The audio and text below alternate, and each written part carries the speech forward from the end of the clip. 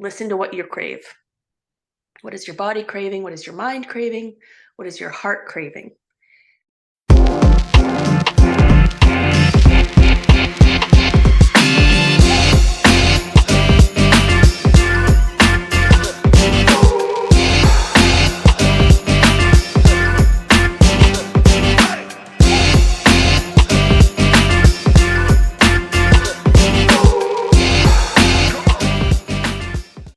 Hello, everybody. I am Melissa Forziat of Take the Donut, here to help you get inspiration and get donuts. I'm a motivational keynote speaker, and today I'm bringing you a Take the Donut interview with the one, the only, Leigh Kellis. Now, Leigh is the founder of the Holy Donut with 4 locations in Maine, but she's also a speaker and an author with titles including The Love Diet and Women Who Need Donuts. So, Leigh, welcome. Hello, Melissa. Thank you so much. Happy to be here. Awesome. So, before we dive in, I have to ask the obligatory question. What's your favorite donut? One that I made. That's my first time I've ever said it that way. It's just I'm a donut snob, and I like really good ingredients, and I like to know what's in them. So that said, we make donuts with Maine mashed potato, and we use all natural ingredients, mostly real fruits, real dark chocolate, real ingredients, unbleached flour, real buttermilk, real eggs, real butter, all that stuff. So I'm proud to say they're grandma style donuts, which is what I like. So anything that's from a mix or not from scratch and wholesome, I tend to not eat. And then to give you an actual answer, we have a sweet potato ginger donut that I love, and a dark chocolate sea salt donut that I love. And I'll have to throw in a third. It's a ricotta filled cannoli that we make called the Holy Cannoli, and it's kind of over the top. So that's my final answer. I want all of those. Actually, cannoli is probably my favorite flavor on the planet. Although a lot of people, I think you get used to a certain type of cannoli consistency, and then it's hard to find that elsewhere because everybody does it differently. So it's every experiment is a good experiment with cannolis. But I'm really interested about the sweet potato because I've often thought that would be a great ingredient for many types of desserts, but I don't often see it. So I'm wondering, I don't even know why that is. I don't know if it's the consistency of it or is it hard to work with? No, in fact, it really creates a very extra delicious donut. So the concept of the business started with somebody suggesting we use Maine potatoes because we're in Maine, and one of our main crops, blueberries, lobster, and potatoes, are our holy crops of Maine. Someone said, use potatoes, it makes everything more delicious. So then I started experimenting with potatoes, which evolved into our main product, which is a Maine potato donut. And then shortly into my experimental donut life, I said, oh, sweet potatoes sound like an interesting spin on it. So I threw the sweet potatoes in instead.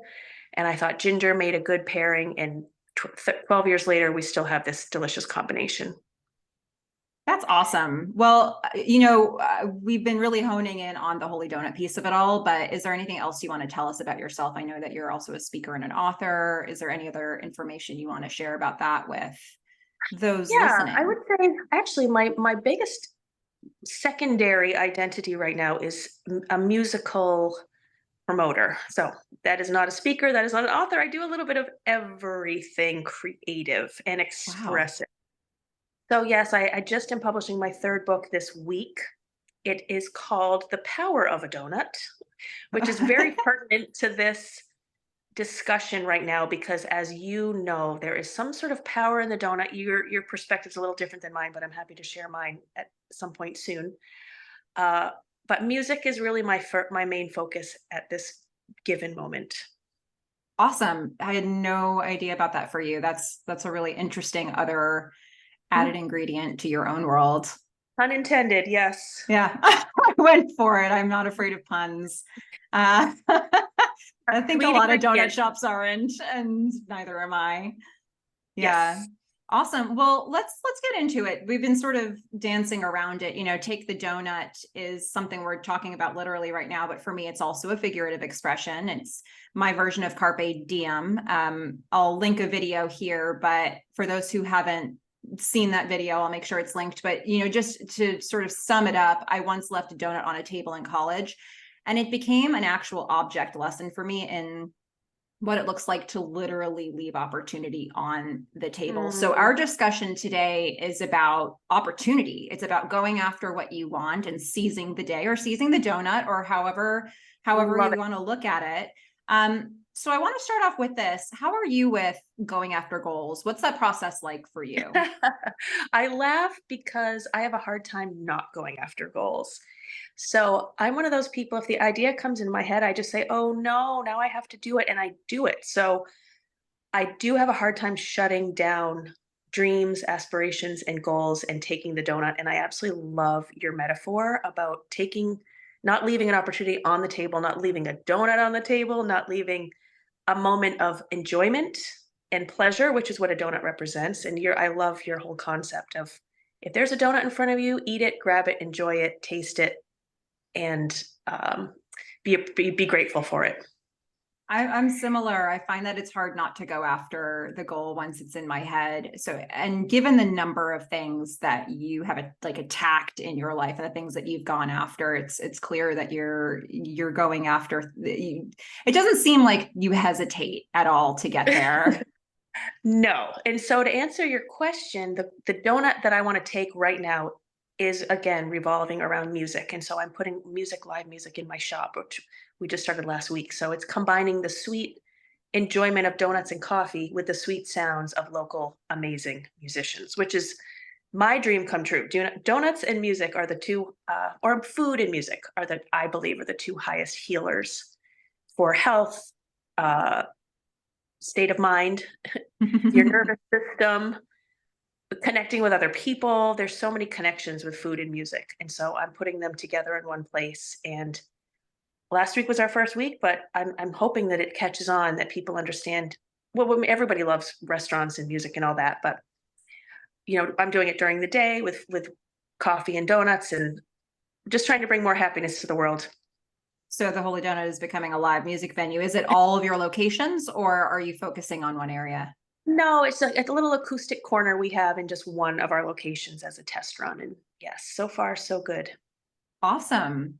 Well, when you get started with something, because it sounds like you, and for me, it's not hard to get going, but what keeps you motivated? Once you're in progress, what's the thing that keeps you moving forward? That's a great question. Um, it's been really great with the Holy Donut. From the get-go, it had momentum that was kind of beyond explanation. Mm-hmm. And I believe that people were hungry, unintended again, for hope and sweetness and nostalgia and innocence. And I believe that a donut shop really represents the innocence, the excitement, memories of people's grandmother, taking a break from the drudgery of daily life, just donut and coffee. It's like there's nothing wrong with it. It's a cheap thrill. And it's a moment to say, oh my God, life is not so bad. Yeah.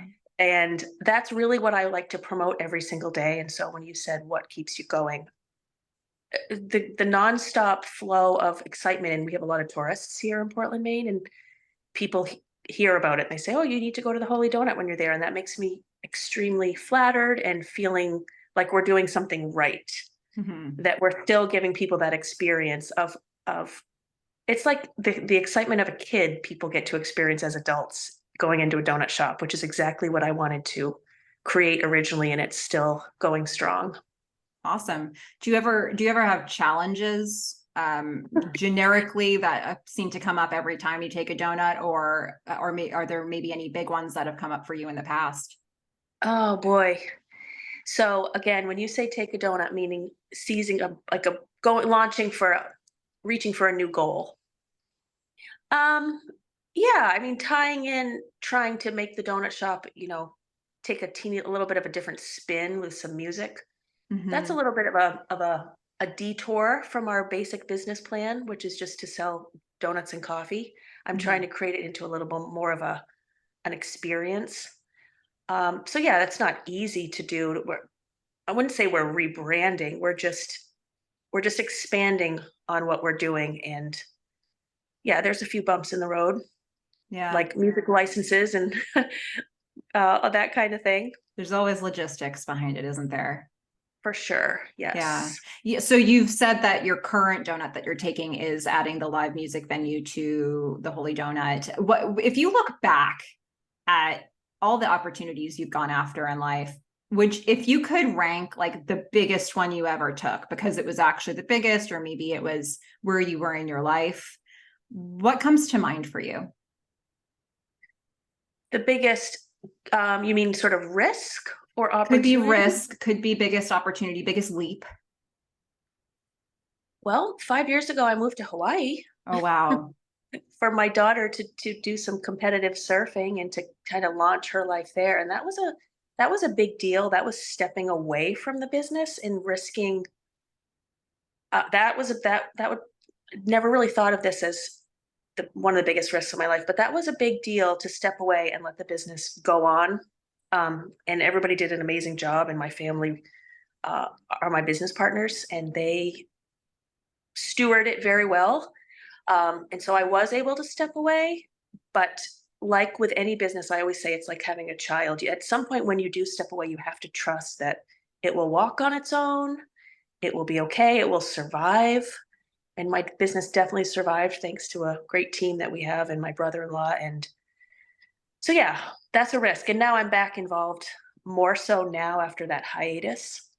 But I would say to any business owner, it really is important to step away and see, how strong your business is without you, and also letting go of control is a big thing that most people, I think, have a hard time with. I will say the book, The E-Myth, I recommend to a lot of people. It's about when you really do let go of the business. That's a really great moment when you can let go and let it run itself without you. That's the goal. I love the point here. I mean, I think if you're a business owner, it certainly resonates of like, how do you start delegating? How do you start letting go? But I think when you take a wider look at it and you think about it from the lens of just control, if there's something in your life that you've had some amount of control in, and even if it's a personal realm and you step back from it, that can be so hard for so many of us to do. But it is interesting how if you can start doing it in little ways, it becomes easier, I think, over time. Absolutely. Yep. You could apply that metaphor to a lot of things in life. Yeah. Yep. If you step back and look at anything from a different lens, it really is a strong, it's a, it's it's a really important thing to do in every single way. So that's another wonderful, donut metaphor we can apply here We're going business to wise. throw as many as we can in. Yeah. That's what my book is all about, is like I said, the power of a donut. It's 108 donut-isms, lessons of life that I've learned through eating donuts, selling donuts, making donuts. There's a lot of lessons, strangely enough, in the power of believing in your cravings. So I'm kind of Mhm. pouring off what we're talking about, but the power of cravings. I was craving donuts so intensely 13 years ago, and it led me to the most incredible experience of my life, which is opening a store that and watching it grow and expand and touch the lives of employees and the community and my family and vendors and tourists. And yeah, everything we do can affect so many people. When you get a chance, send me the link of that and I'll make sure to include it in this video so people have access to your new book when it comes out. You said that's coming out. Hopefully in a week or two. Okay. Yes. Well, there we go. So by the time this comes out, it'll probably be already launched. So we'll be good to Awesome. go. Mm. Let's go to the sprinkle some encouragement section of our talk here. So look, there are probably people listening to this who are trying to go after a goal of their own, who are trying to take a donut in their own life. What would you say to encourage them? What advice would you give? Yes. I have thought of this a lot, and two things. I was craving donuts. My body was literally craving donuts. My heart was literally craving donuts. Had just gone through a divorce, which is not fun for anybody. And that led me to needing literally soul food, comfort food, heart healing, life healing, financial healing. And at the same time, I was insanely craving donuts, crispy, cinnamon, sugar, sprinkles, reminded me of my grandmother. She used to take me for donuts when I was a kid. I wanted comfort from all angles after that experience. And it led me to the donut. So I trust my cravings, number one answer to your question. So if people are wondering, what do I do with my life? Listen to what you crave. What is your body craving? What is your mind craving? What is your heart craving? Number two, believe in it and go for it. For some reason, I just knew that if I was craving donuts, somebody else in town would be too. That it was there. People were not doing artisan crafty donuts 13 years ago. It was very unusual. They just didn't really exist, and I did not want to go to the big chain that's pink and orange that we all know about. And I was craving them, and I said, but I can't find anything that I would actually eat, so I had to start creating my own. So I guess that is a roundabout secondary part to answer your question, which is to create what you need but you can't find. Because if you are looking for it and it doesn't exist, which to me was a wholesome grandma style donut that I could buy every single day somewhere, didn't exist. So I had to create it. Yeah. So it's sort of a hybrid of trust your cravings, and if it's not there, create it. 100%. Yep. I love it. Well, thank you so much, Leigh. I mean, first of all, everybody make sure to check out The Power of the Donut when that comes out, but there's also The Holy Donut and so many other things for the live music, so many things for people to be on the lookout for with you coming up here. And for those who liked Leigh's story, make sure you like and subscribe, because we have lots of cool interviews coming up with other people's stories about taking the donut. But Leigh, thank you so much for sharing this inside personal look at you, about what you have going on. And also just, what donuts you want to take and what that feels like to you. It's informative for all of us. Yes, I love that your mission and my mission align, and we both understand the concept of seizing the sweetness and seizing the day and seizing the donut. So I'm psyched that you found us somewhere on the internet. And I will say for people, lastly, come to Portland, Maine. It's literally worth a trip. We have a donut tour. We have about a handful of local artisan donut shops, and we're on the tour. And I love to support all of the other shops in town. And Portland is so cool in the summer. It's a wonderful place to get away, and food. It's a foodie central and definitely donut central. Awesome.